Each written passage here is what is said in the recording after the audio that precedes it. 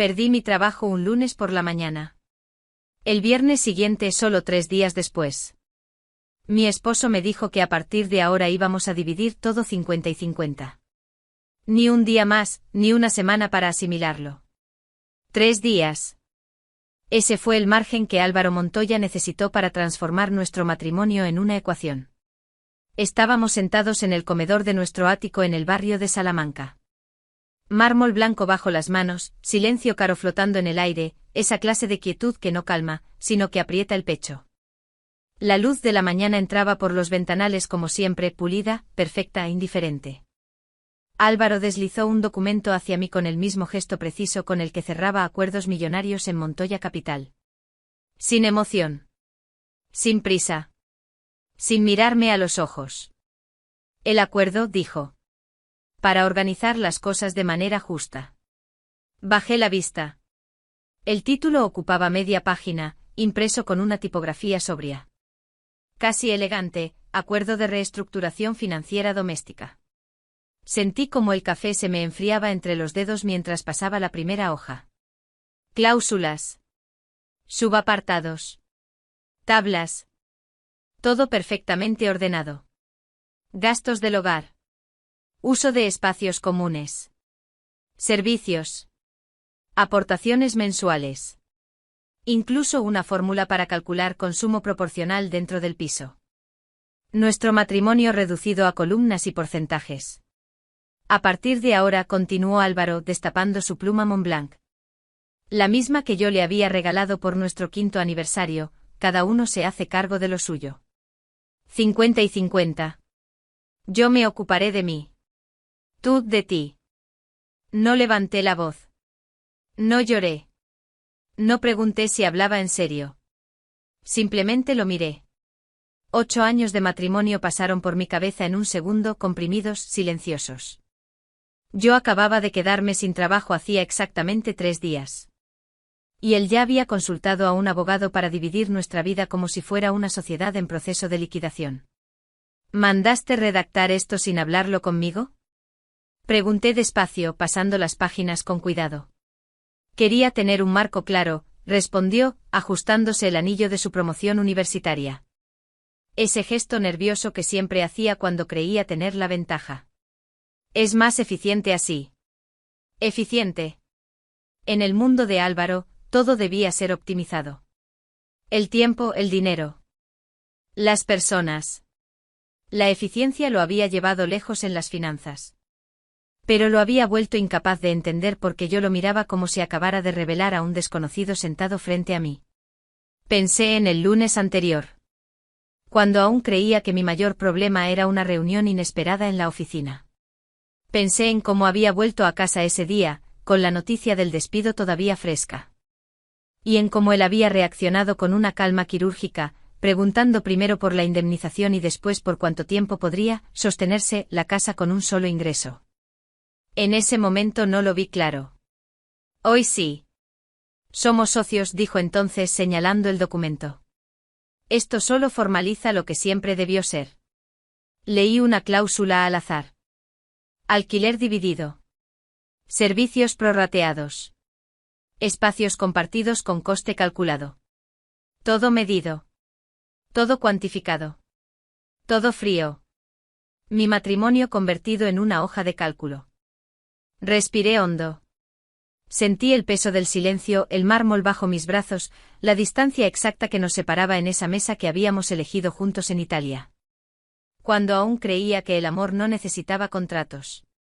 Levanté la vista y sonreí apenas. No una sonrisa dulce. Una serena. De acuerdo, dije. Álvaro asintió satisfecho. Como si hubiera cerrado un trato favorable. No notó cómo algo se acomodaba dentro de mí en ese instante. No vio que mientras él creía haber establecido las reglas. Yo acababa de entender el juego. Y así, en ese comedor silencioso del barrio de Salamanca, comenzó todo. Durante años creí que el amor tenía forma de rutina. No de grandes gestos, sino de pequeños rituales que se repetían con la precisión de un reloj suizo. Los sábados por la mañana, por ejemplo, siempre empezaban igual.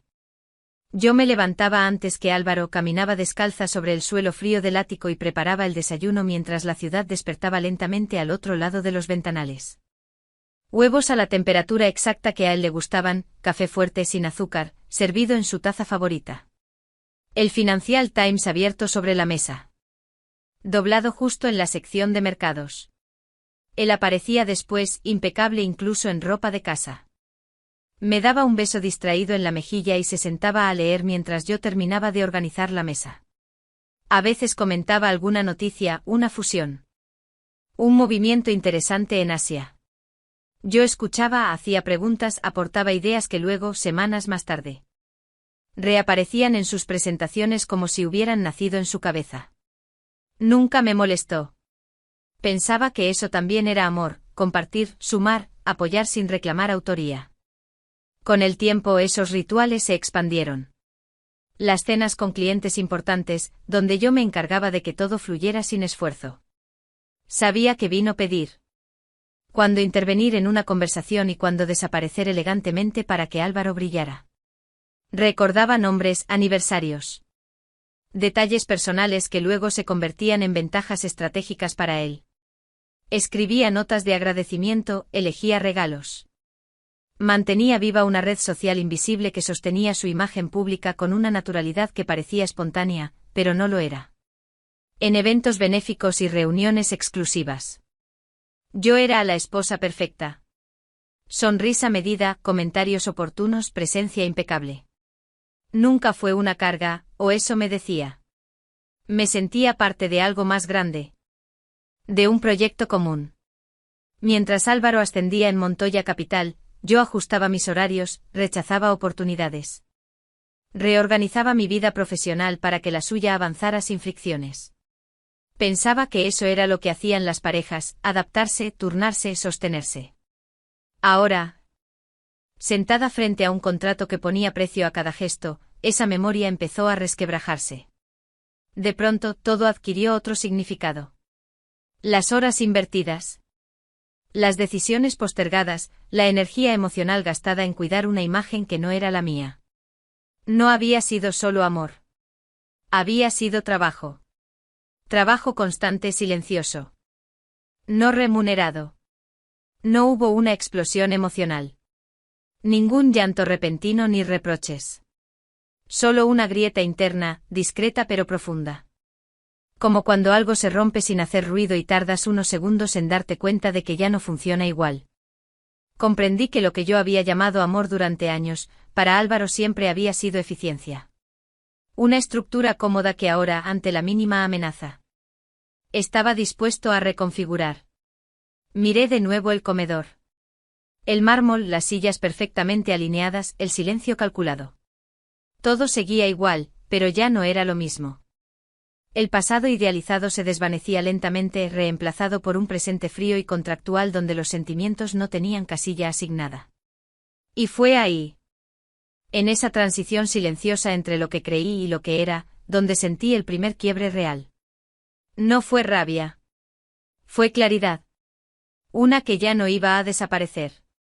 El día que me despidieron empezó como cualquier otro. Traje oscuro, agenda llena, el trayecto habitual por calles que conocía de memoria. Nada en el aire anunciaba que mi vida estaba a punto de cambiar. A media mañana me llamaron a una sala de reuniones sin ventanas. 2 personas de recursos humanos.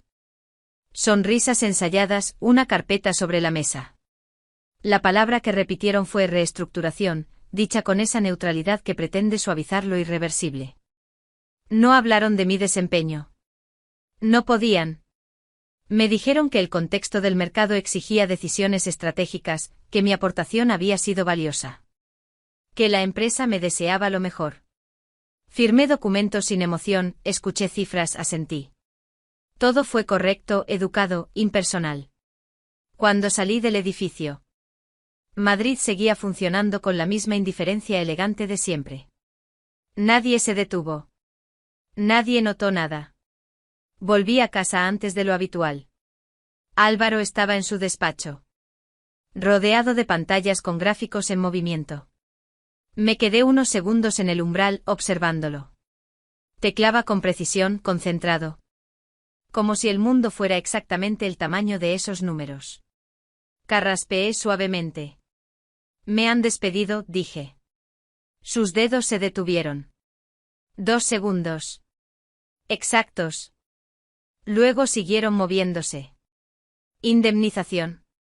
Preguntó sin girarse. Le expliqué lo básico. Plazos. Cantidades. Él asintió, abrió una hoja de cálculo y empezó a escribir. No preguntó cómo estaba. No dijo lo siento. Solo procesó la información como quien evalúa un riesgo menor. No te preocupes, añadió después, sirviéndose un whisky caro.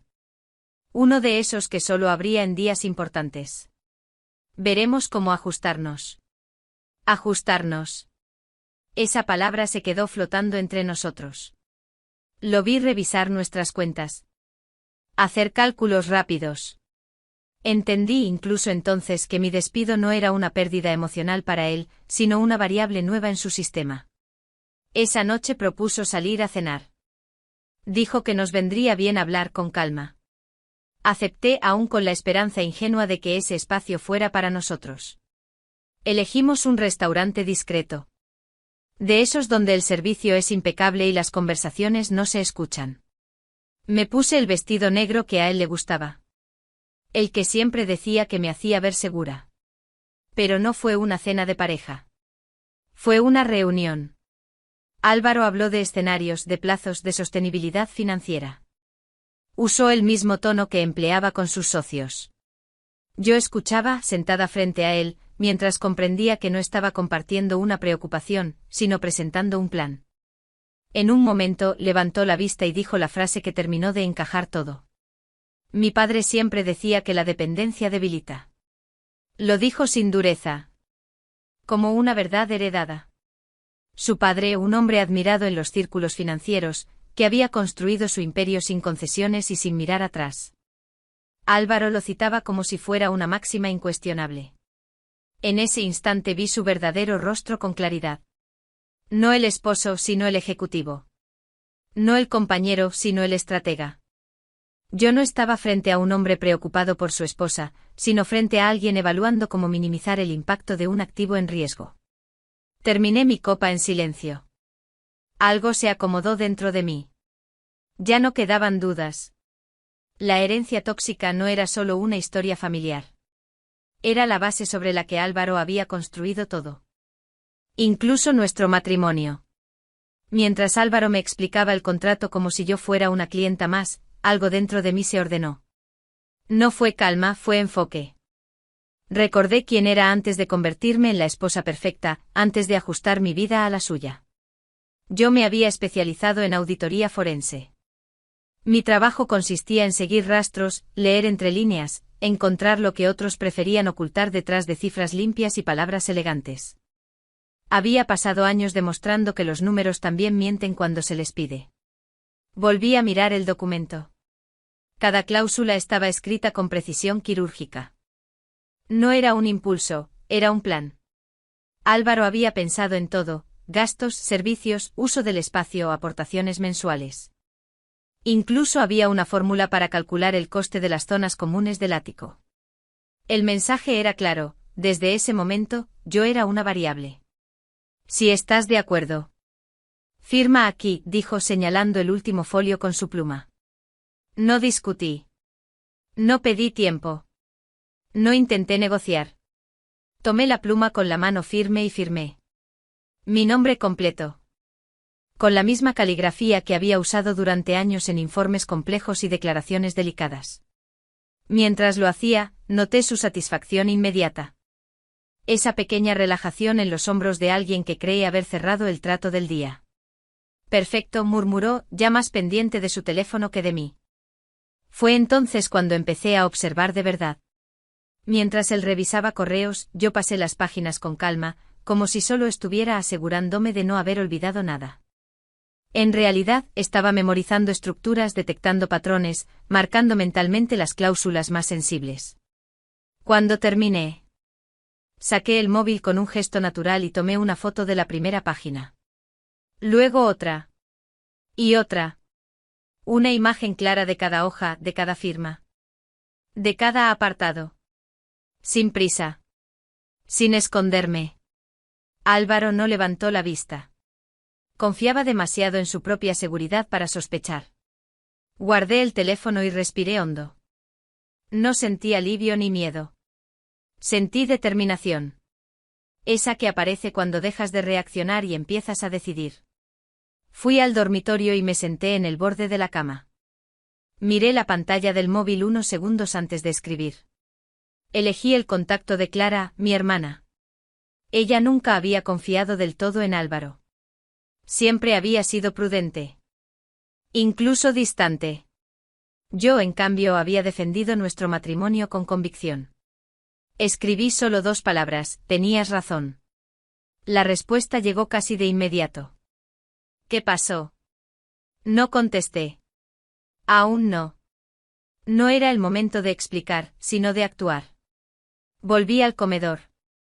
El contrato seguía allí sobre el mármol como un objeto inofensivo. Para Álvaro era el final de una conversación incómoda. Para mí, era el inicio de otra cosa. Entendí que huir habría sido fácil. Discutir también. Pero ninguna de esas opciones me protegía. Documentar sí. Esa fue mi primera decisión consciente. No levantar la voz. No improvisar. No exponerme. Observar, registrar, esperar. Aplicar la misma lógica que había usado durante años en mi trabajo, pero esta vez con mi propia vida como caso. Me levanté y recogí las tazas vacías. El gesto doméstico de siempre automático. Álvaro ni siquiera lo notó. Mientras caminaba hacia la cocina, supe que el shock había terminado. Ya no estaba reaccionando a lo que me habían hecho. Estaba preparando la respuesta. El contrato había convertido nuestro matrimonio en una hoja de cálculo. Bien. Yo sabía exactamente cómo leerlas. Y sobre todo cómo usarlas. No dormí esa noche. Me quedé mirando el techo del ático. Escuchando el silencio caro que siempre había confundido con paz. A mi lado, Álvaro respiraba con la tranquilidad de quien cree haber resuelto un problema. Yo, en cambio, sentía como algo se activaba dentro de mí. No ansiedad. Alerta. A las 5 de la mañana me rendí. Me levanté con cuidado y caminé hacia la cocina en penumbra. Necesitaba café, pero también necesitaba entender. El portátil de Álvaro estaba abierto sobre la encimera. La pantalla seguía encendida, como si me estuviera esperando. Dudé apenas un segundo. No me sentí orgullosa de lo que hice después, pero tampoco culpable. Había aprendido hace tiempo que la verdad rara vez se encuentra pidiendo permiso. El archivo estaba ahí sin ninguna sutileza: reorganización doméstica post-despido. Mi nombre aparecía abreviado en varias columnas, reducido a iniciales. Como si fuera un concepto molesto que había que minimizar. Abrí la hoja de cálculo y empecé a leer. Todo estaba perfectamente ordenado. Ingresos anteriores, gastos compartidos. Porcentajes de aportación. Una pestaña mostraba escenarios futuros: 3 meses, 6 meses, 1 año. En cada uno una proyección clara de cuánto costaba yo. La última columna me heló la sangre. Tiempo óptimo de resolución. No hablaba de empleo ni de estabilidad. Hablaba de salida. De mí. Pasé a la siguiente pestaña con el pulso firme. Ahí fue donde apareció el nombre que no esperaba ver: Inés Valdivia. Figuraba como beneficiaria de pagos mensuales a través de una empresa llamada 4 Consultoría Estratégica. 3.000 euros al mes. 6 meses consecutivos. Ninguna descripción clara del servicio prestado. Ningún informe adjunto. Solo transferencias limpias, regulares, silenciosas. Inés. La asistente ejecutiva. La mujer que le escribía mensajes urgentes a horas impropias. La que siempre estaba disponible cuando él decía que tenía reuniones interminables. Mi estómago se contrajo. Pero mi mente se mantuvo fría. No salté a conclusiones. Aún no. Me limité a hacer lo que sabía hacer: recopilar. Tomé fotos de cada hoja, de cada pestaña. De cada cifra. Guardé las imágenes en una carpeta nueva, con un nombre neutro. Respiré hondo y cerré el portátil exactamente como lo había encontrado. El sol empezaba a asomar por los ventanales cuando volví al dormitorio. Álvaro ya no estaba. Su lado de la cama seguía intacto. Pero desde su despacho se oía su voz hablando en inglés seguro, confiado, negociando con alguien al otro lado del mundo. No dije nada. Me vestí y salí temprano. A las 8 en punto estaba en una tienda de material de oficina, comprando carpetas, fundas transparentes, separadores de colores. El tipo de cosas que siempre había usado en investigaciones largas. Cuando regresé, el comedor dejó de parecer un espacio doméstico. Sobre el mármol coloqué todo con precisión, documentos, notas, fechas, esquemas. Mi centro de operaciones. Álvaro pasó por allí más tarde, de camino al club. Miró la mesa, curioso. ¿Qué es todo eso?, preguntó con una sonrisa condescendiente. Organización, respondí sin levantar la vista. Autosuficiencia, ¿recuerdas? Rió como si fuera una broma privada. Y se fue. No vio las carpetas. No vio las cifras. No vio que mientras él creía estar controlando el tablero. Yo acababa de descubrir que el juego tenía más jugadores de los que me había dicho. Cuando la puerta se cerró tras él, el silencio volvió a instalarse. Esta vez no fue opresivo. Fue expectante. Los números habían empezado a hablar. Y lo que decían no era solo una historia de control financiero. Era el primer indicio claro de una traición múltiple. La idea no nació de la rabia, sino de la coherencia. Si Álvaro había decidido que nuestro matrimonio funcionara como una empresa, entonces la casa debía operar bajo el mismo principio. 50 y 50. Exactamente como él quería. Ni más ni menos. Nuestro ático en el barrio de Salamanca era una pequeña obra de ingeniería, persianas automatizadas, climatización por zonas. Iluminación inteligente, cerraduras biométricas.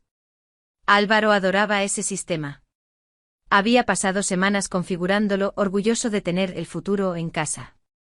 Lo que nunca imaginó fue que ese futuro también podía dividirse. Una madrugada, con el móvil en la mano y la aplicación de control abierta. Creé 2 perfiles nuevos, Zona Lucía y Zona Álvaro. No toqué nada ilegal. No forcé accesos.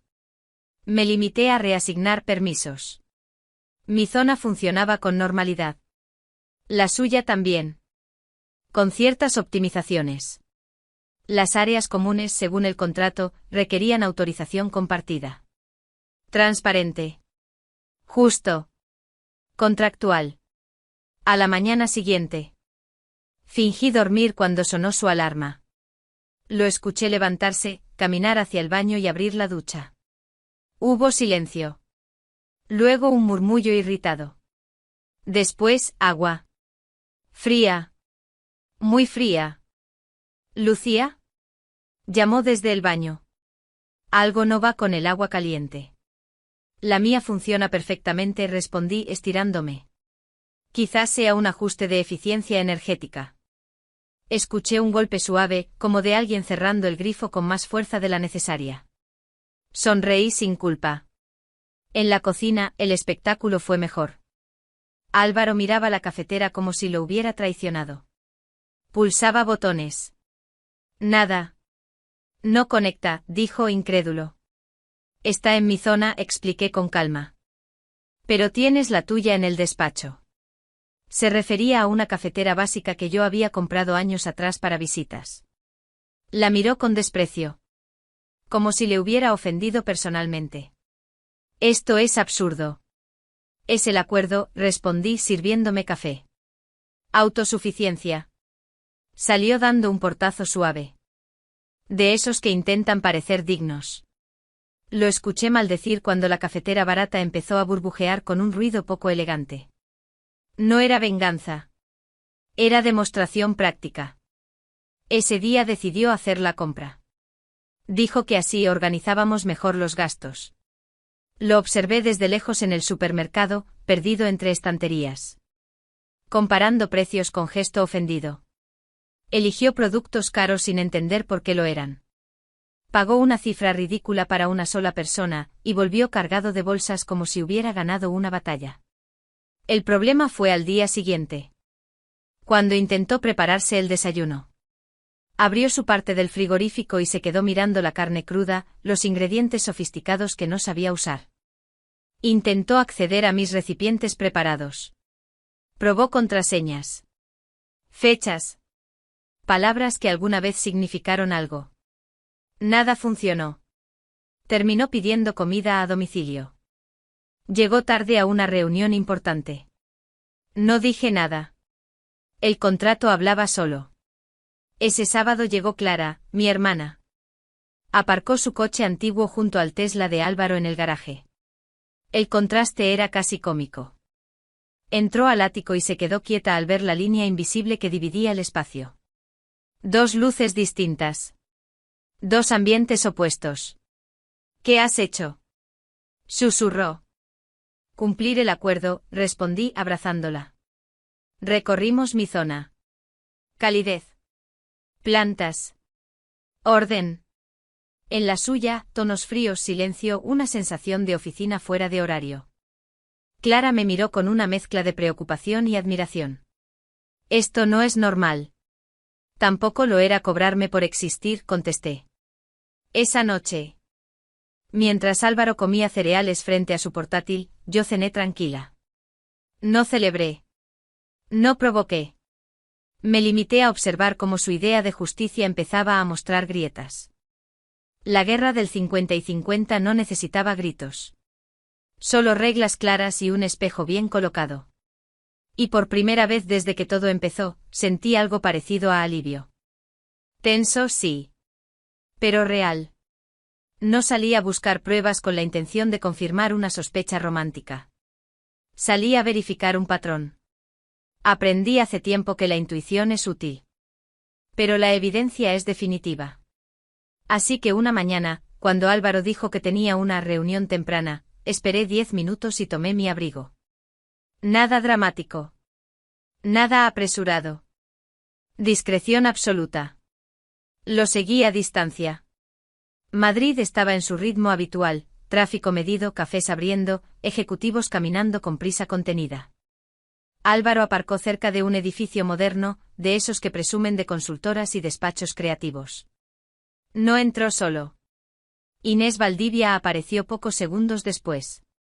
No hubo besos teatrales ni gestos exagerados. Solo esa cercanía cómoda que no se improvisa. La mano de él en la parte baja de su espalda. La risa compartida. La complicidad silenciosa. Tomé las fotos necesarias. Nada más. No necesitaba más ángulos ni más tiempo. La verdad ya estaba encuadrada. Los seguí hasta un restaurante discreto. Sin rótulo visible, de esos donde nadie pregunta nombres porque todos parecen pertenecer. Me quedé en el coche revisando las imágenes cuando alguien golpeó suavemente la ventanilla. Me sobresalté. Al girar la cabeza, la vi. Doña Victoria Montoya. Impecable. Como siempre. Traje claro, perlas, una presencia que no pedía permiso. Bajé el cristal con lentitud. ¿Siguiendo a mi hijo?, preguntó sin reproche. ¿Puedo explicarlo?, dije. No hace falta, respondió abriendo la puerta del copiloto y sentándose a mi lado. Yo también iba a ese restaurante. Nos quedamos unos segundos en silencio. Ella observaba al frente como si estuviera evaluando una obra que ya conocía de memoria. Se lo de Inés, dijo finalmente. Desde hace meses. Sentí un vacío breve en el estómago. No por sorpresa, sino por confirmación. ¿Y nunca dijo nada? Giró el rostro hacia mí. Su mirada era fría, pero no cruel. Porque ya viví esto, respondió. Con su padre. Entonces habló. Sin dramatismo. Me contó de una joven asistente, de pagos encubiertos, de excusas laborales. De cómo había elegido callar y observar. De cómo cuando llegó el momento, había movido activos con precisión quirúrgica. No por venganza, sino por supervivencia. Álvaro cree que inventó este juego, añadió. Pero solo repite errores con menos cuidado. Abrió su bolso y sacó una memoria USB. La colocó en mi mano como si fuera algo cotidiano. Cámaras del edificio familiar, explicó. Entradas, salidas, horarios. 6 meses. La sostuve sin decir nada. El peso no era físico. Y hay algo más, continuó. El contrato que firmaron. La cláusula 17. Sacó unas hojas marcadas con pestañas de color. Señaló un apartado específico. Cualquier transacción financiera no declarada que afecte a la estabilidad del matrimonio anula las protecciones, leyó. Más de 5.000 euros es suficiente. Pensé en las transferencias. En la consultoría inexistente. En los importes acumulados. Inés ya supera ese umbral, dije. Asintió. Con margen, respondió. Esto inclina el tablero. Me miró entonces con atención renovada, como si me estuviera viendo por primera vez. No cometa mi error, añadió. No se quede quieta esperando que él se canse. Guardé la memoria y los documentos con cuidado. Cuando salimos del coche, Álvaro y Inés ya no estaban a la vista. No importaba. La escena principal había cambiado. Mientras doña Victoria se alejaba, entendí que algo había girado a mi favor. Ya no estaba sola. Ya no reaccionaba. El poder había cambiado de manos. Y esta vez no pensaba devolverlo. Después de hablar con doña Victoria, volví al ático con una sensación extraña, como si el aire hubiera cambiado de densidad. No confronté a Álvaro. No hice preguntas. Sabía que cualquier reacción prematura le daría ventaja. En lugar de eso, hice lo que siempre había hecho mejor, revisar sin dejar huellas. Esa tarde entré a su gimnasio privado, un espacio que él llamaba mi santuario, aunque rara vez entrenaba allí. Abrí su bolsa de deporte con la misma calma con la que había abierto archivos durante años. Entre auriculares, ropa y suplementos encontré un pequeño grabador digital. Negro. Discreto. Encendido. Lo sostuve unos segundos antes de pulsar reproducir. Su voz apareció primero segura, ligeramente divertida. Luego otra. Inés. No hablaban de trabajo. Hablaban de mí. Desde que perdió el empleo está inestable, decía él. Llora, duerme mal, hace cosas raras con la casa. Mi abogado cree que podemos documentarlo. Inés rió. Suave. ¿Y si sospecha? No lo hará, respondió Álvaro. Está demasiado emocional. Si conseguimos que parezca un cuadro de ansiedad. El acuerdo se cae. Me senté en el banco sin moverme. No sentí mareo ni ganas de llorar. Sentí algo peor, lucidez absoluta. La conversación continuó precisa, calculada. Plazos. Estrategias. La idea de presentar mi reacción al abuso como prueba de incapacidad. Dejarme sin margen. Entonces apareció un dato que me heló la sangre. Además, dijo él. Todo está cubierto. El seguro ya está activo. Retrocedí unos segundos y volví a escuchar. Seguro de vida. A mi nombre. 2 millones de euros. Contratado 6 meses atrás. En pleno proceso de optimización financiera, como le gustaba llamarlo. Apagué el grabador. Mi pulso seguía estable. Copié los archivos en 3 lugares distintos. Los subí a una nube segura y los envié a un contacto que había guardado esa misma mañana, Patricia Nakamura, abogada especializada en litigios de alto patrimonio. Luego volví a colocar el grabador exactamente donde estaba. Que creyera que seguía a oscuras. Esa noche dormí poco, pero no por miedo. Dormí poco porque empecé a planificar. Al amanecer llamé a Patricia desde el coche estacionada lejos de casa. No quiero confrontar, le dije. Quiero estructurar. Entendió al instante. Me dio 2 nombres, un despacho legal con experiencia en fraude financiero y una contable forense independiente. En España los tiempos importan tanto como las pruebas. Había que hacerlo bien. Durante los días siguientes, seguí actuando con normalidad. Preparé café. Ordené papeles. Cumplí el contrato al pie de la letra. Álvaro interpretó mi silencio como rendición. Yo lo interpreté como cobertura. Mientras él creía estar preparando mi caída, yo armaba el andamiaje del ataque. Documenté horarios, pagos, conversaciones. Crucé datos con la memoria USB de Doña Victoria. Todo encajaba. Demasiado. No hubo discusiones. No hubo escenas. Solo decisiones. Entendí que ya no se trataba de defenderme de una traición, sino de impedir que me borraran con una narrativa fabricada. El juego había cambiado de fase. Pasé de protegerme a avanzar con método. Y cuando por fin levanté la vista del tablero, supe que ya no estaba reaccionando. Estaba moviendo piezas. La notificación oficial llegó un lunes por la mañana. No hubo gritos ni dramatismo. Un funcionario, un sobregrueso, una firma. Divorcio. Álvaro lo abrió en el recibidor del ático. Aún en bata, con el gesto incrédulo de quien cree que el mundo no se atreverá a contradecirlo. Yo observé en silencio cómo hojeaba las páginas. Cómo su rostro pasaba de la confusión a la irritación y finalmente a una palidez controlada. ¿Esto es una broma?, dijo. Es el procedimiento, respondí. El mismo que tú elegiste. No discutimos. No había nada que discutir. Esa misma tarde estaba programada la cena trimestral de socios en el Hotel Ritz Madrid. Un evento al que los cónyuges no solo estaban invitados, sino que eran parte del decorado. Álvaro había olvidado retirarme de la lista. Yo no. Llegué 20 minutos después del cóctel. Vestía un negro sobrio, elegante, sin estridencias. No iba a provocar, iba a entregar. El salón estaba lleno de conversaciones medidas. Risas suaves, copas brillando bajo las lámparas. Reconocí a los socios, a sus parejas, a los gestos que había aprendido a leer durante años. Localicé al socio director de Montoya Capital cerca del bar. Me acerqué con calma.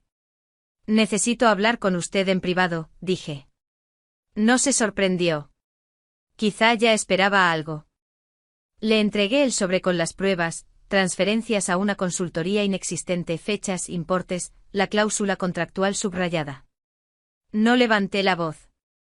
No añadí adjetivos. Dejé que los documentos hicieran su trabajo. Esto es serio, murmuró tras leer. Muy serio. Lo sé, respondí. No busco nada de la firma. Solo pensé que debían saberlo. Mientras se alejaba con el sobre, vi a Álvaro entrar en el salón con Inés del brazo. Audaz. Imprudente.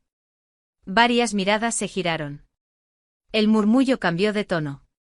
Inés, impecable. Sonreía con una seguridad que no tardaría en quebrarse. Álvaro me encontró junto a la mesa de postres. Su expresión era una mezcla de furia y desconcierto. Estás destruyendo todo, susurró. Estoy documentando, respondí lo suficientemente alto como para que quienes estaban cerca escucharan.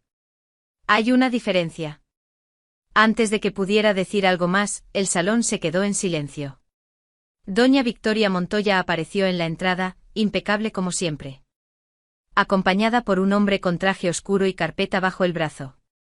Caminó hasta el centro del salón con una autoridad que no necesitaba anuncio. Este es un evento de la firma que fundó mi esposo, dijo.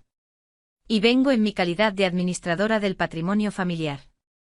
Miró a Álvaro sin dureza, pero sin concesiones. Has deshonrado a esta casa, continuó. No por una relación impropia, sino por cómo la manejaste. Pagos encubiertos. Facturas falsas. Una torpeza imperdonable. El socio director se acercó, carraspeó. Se ha decidido abrir una investigación interna, anunció. Con efecto inmediato, Álvaro queda suspendido de sus funciones hasta nuevo aviso. El teléfono de Álvaro vibró sin parar. Mensajes. Correos. Cancelaciones. Inés dio un paso atrás. Luego otro. Sus ojos buscaban salidas. Nadie la miraba ya con curiosidad, la miraban con conocimiento. Huyó. Literalmente. Abandonó el salón con los tacones en la mano, sin mirar atrás. Álvaro se quedó solo. Por primera vez, verdaderamente solo. Me acerqué lo justo para que pudiera oírme. Revisa tu correo, dije. El mensaje de mi abogada había salido minutos antes, audiencia de conciliación fijada. Adjuntaba el detalle de las reclamaciones, compensación por trabajo no remunerado. Nulidad de protecciones por transacciones ocultas, y el anexo del seguro de vida. No sentí triunfo. Sentí cierre. Mientras el salón retomaba su ruido contenido, me alejé. Al salir del Riz, el aire nocturno de Madrid me recibió con una calma inesperada. El derrumbe había sido público, sí. Pero más importante aún, había sido justo. Y definitivo. El acuerdo legal se firmó un jueves gris, en una sala neutra diseñada para apagar cualquier emoción. Mesas claras, sillas incómodas, luces que no favorecen a nadie. Álvaro estaba frente a mí con un abogado nuevo, uno correcto y cansado, sin épica. Ya no había arrogancia en su postura, solo cálculo tardío. Leí cada página con la misma atención con la que había leído aquel primer contrato del 50 al 50. Esta vez, los números decían la verdad. La compensación por trabajo no remunerado quedó reconocida. Las cláusulas activadas por transacciones ocultas hicieron su trabajo. El seguro de vida fue anulado y anexado al expediente como prueba de mala fe. El ático pasó a mi nombre. Firmé sin temblor. Él también. Cuando soltó la pluma, entendí que no estaba perdiendo un matrimonio, estaba cerrando un ciclo. Los meses siguientes fueron silenciosos y productivos. Me quedé en el ático, pero lo transformé. Quité el minimalismo frío, cambié los tonos metálicos por maderas claras, abrí espacio a plantas que respiraban vida. Sustituí piezas de inversión por arte local. El hogar dejó de parecer una sala de juntas. Volvió a ser un lugar donde el tiempo podía quedarse. Con ese mismo espíritu nació mi proyecto. No un despacho legal, sino una consultoría de prevención y documentación del abuso financiero. La llamé Igual Vale. No prometía venganza, ofrecía método. Ayudaba a mujeres a reconocer patrones. A ordenar pruebas, a entender que la equidad no se mide en mitades, sino en reconocimiento real del valor. La primera semana recibí más mensajes de los que esperaba. La primera clienta llegó por recomendación de alguien que no imaginé, doña Victoria. Un día coincidí con Álvaro en un evento menor, sin alfombras ni fotógrafos. Estaba más delgado. Más discreto. Se acercó con cautela. Ahora lo entiendo, dijo. No supe verlo. Lo miré con distancia tranquila. Entender no siempre llega a tiempo, respondí. Pero llega. Asintió. No hubo reproches ni reconciliaciones. Solo un final correcto. Se marchó sin poder, sin escenario. Yo me quedé sin rencor. Semanas después asistí a una gala benéfica sobre alfabetización financiera. Vestí rojo. No para llamar la atención, sino para afirmar presencia. Cuando anunciaron un reconocimiento por impacto comunitario, escuché mi nombre con el apellido que había recuperado. Subí al escenario sin prisa. Miré a la sala y vi rostros atentos, algunos inquietos, otros agradecidos. El abuso financiero no siempre grita, dije. A veces se presenta como equidad. Con hojas de cálculo. Contratos impecables y palabras como justicia o 50/50. Pero dividir no es igualar si se ignora el trabajo invisible, el cuidado, las renuncias. La igualdad reconoce el valor, no lo parte en dos. Hablé de dignidad. De método. De cómo documentar es protegerse. De que nadie debería negociar su respeto para conservar un techo. El aplauso fue cálido, sincero. No me pertenecía solo a mí, pertenecía a todas las historias que habían llegado a Igual Vale.